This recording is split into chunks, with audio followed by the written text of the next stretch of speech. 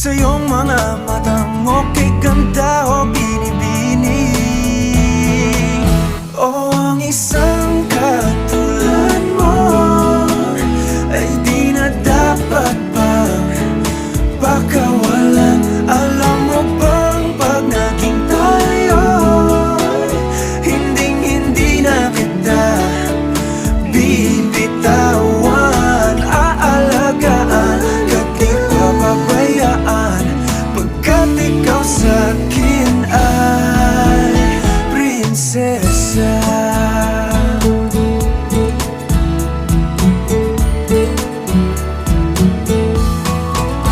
O magandang diwata, sana may pag-asa.